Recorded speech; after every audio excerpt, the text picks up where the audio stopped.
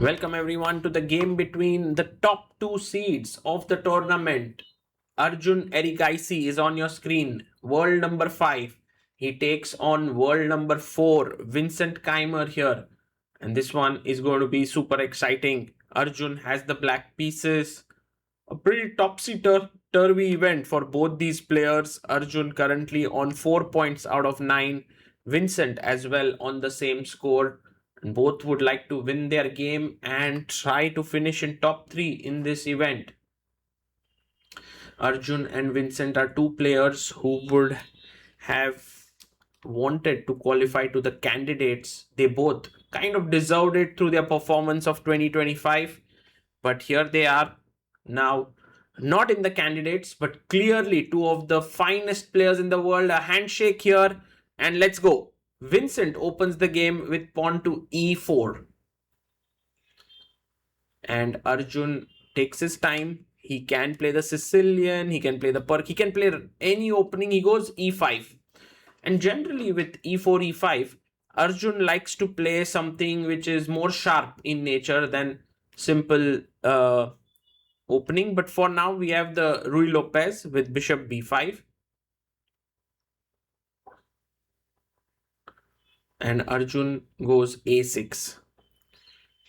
Many times Arjun likes to play a move like bishop c5 here, trying to catch his opponent a little bit off guard. But the fact that this is a classical game, Arjun decides to go knight to f6, attacking the pawn on e4. White castles here. And now Arjun brings his bishop out to e7, the main line of the Ruy Lopez. And here the main move is rook e1. But he plays his pawn to d3. And this is the closed Ruy Lopez. b5 played here. The bishop is attacked. The bishop can drop back to b3, taking control of the diagonal. And now d6 played to bolster the center here. Pawn to c3 played. White would like to build up the strong center. Black castles here. And pawn to h3. Bishop b7. The knight would love to come to a5, then c5. And you can see that Vincent is playing the same thing in the Ruy Lopez, except for the fact that instead of pawn on d3, he has pawn on d4, he has a pawn on d3. So those lead to a slightly slower game.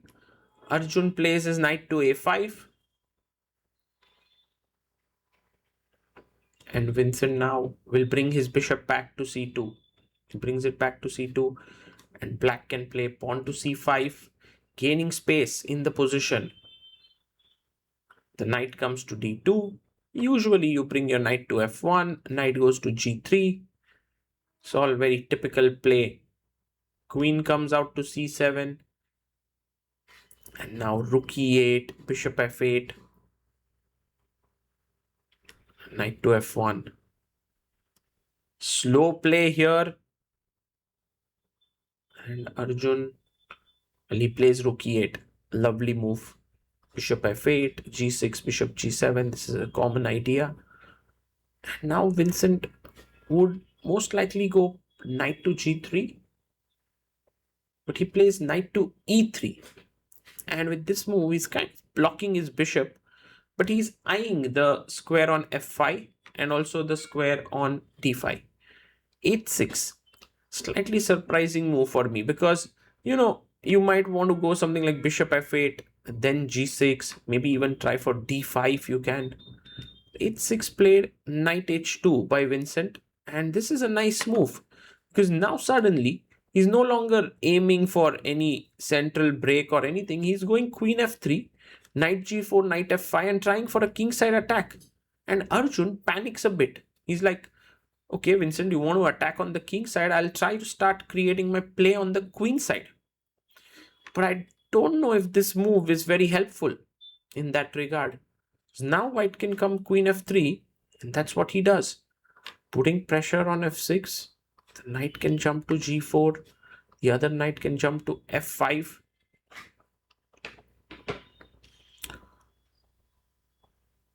Takes on d3.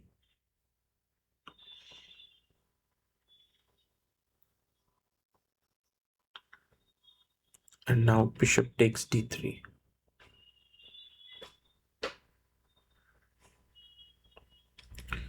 h5 played by Arjun. I think he wants to play g6, but in those lines, h6 would become weak. So he's pushed his pawn to h5. And Vincent just jumps in. He's like, okay, this is my chance now. He's attacking the bishop on e7. g6 played. And, well, the problem is that this bishop is not a great piece, right? You take it, and black would actually get rid of his not so great bishop. But the dark squares around the black king are weak. And after taking here, queen takes e7.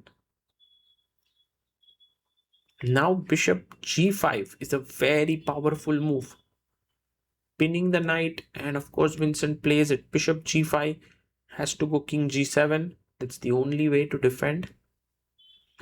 And now maybe there's queen g3 and f4. He goes rook a d1, a good move.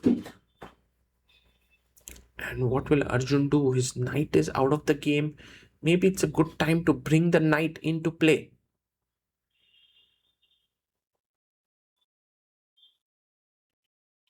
Goes queen e6 first. And the queen comes out of the pin. The knight can now move away. Goes bishop b1 and rook a d8. But gets into another pin. Maybe knight h7 was possible. He goes rook a d8, maybe then rook d7 and then knight h7. He plays queen g3 and Vincent is getting ready for f4 break.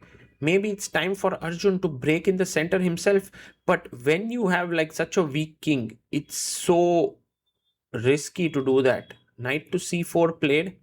He's attacking the b2 pawn, b3, kicking the knight away. I don't know if this bringing the knight is any help for black.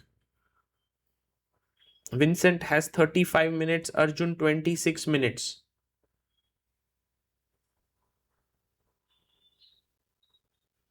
Look at Vincent there, completely focused, zoned in.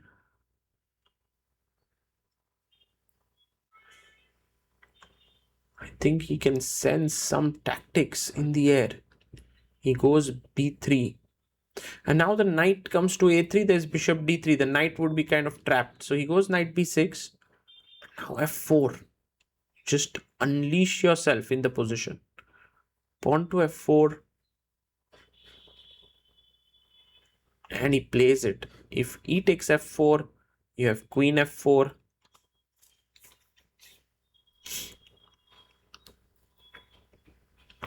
Takes, queen takes. Now the pressure here is going to increase with rook f1. So maybe rook d7 coming out of the pin and then the knight can move. So he does play rook d7. And what is Arjun's move going to be? Rook f1 maybe? Who's sorry, Vincent's move, queen f2. Attacking the knight. Knight h7. He attacks the bishop. Okay. The bishop has to move away.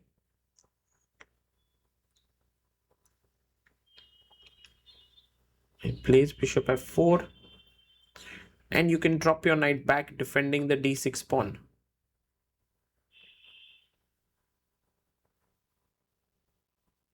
So he does play knight to c8, defending d6.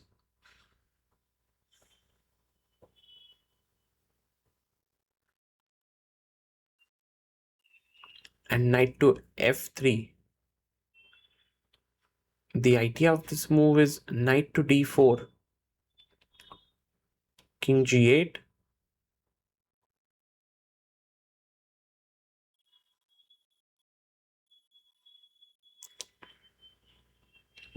And he goes queen g3. Somehow all of white's pieces look so active, while black's pieces are a bit passive here. Arjun is acting hoping that bishop d6 happens so that he can get rid of some of the pieces, but Vincent is ruthless.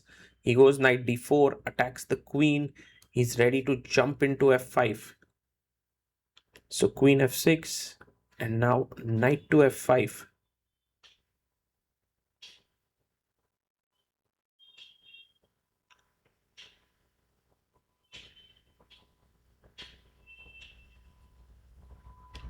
So he goes in, the pawn can't take its pin, rook is attacked, rook comes one step ahead, and now maybe one move like rook f1 could be interesting.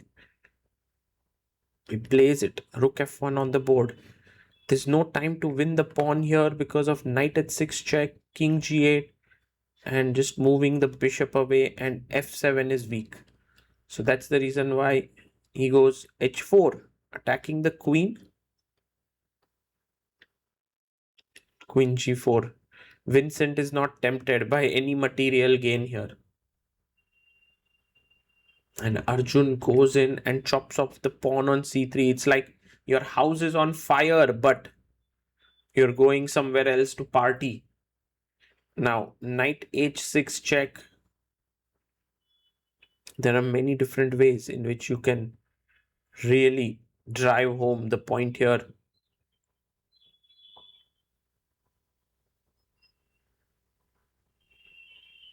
And Vincent checks the time on the clock, 14 minutes for 6 last moves to reach move 40. He brings his bishop back to d2, attacking the queen. If the queen goes back to c5, bishop e3 can be played. Goes queen b2. And now knight h6 check and f7 falls. So knight h6 check. King h8, and now you can chop off the pawn on f7 with a check. Brutal play here. And for a player like Arjun, this is just complete. He can see his finish here. He can see the way it's going to end. Knight d8, a lovely move, attacking the rook and the bishop. If you take the knight, your rook hangs. So that's the reason why he comes back. And now he takes the bishop on b7. Rook b7. And bishop e3 with the idea of d4 check. Complete demolition on the dark squares. Knight f6, attacking the queen. If you go bd4, maybe there is queen d4 and position remains at least interesting. But he just takes the pawn on h4. And now bd4 is coming, bishop h6, queen h6, and Arjun resigns. Vincent Keymer scores a big win there. He moves on to 5 points. But what a classy win by Vincent, right? It didn't even feel like Arjun did something wrong. But he just got completely outplayed without much of a fight. And I think this just goes to show how strong Vincent Keymer is. And sometimes even the best players in the world have an off day at work.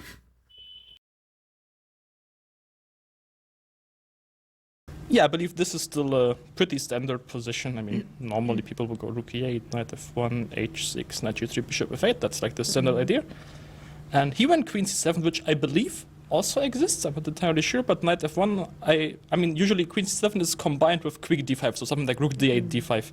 But he combined it with the other idea and playing rook e8, h6, when I believe this tempo with queen c7 really, really matters.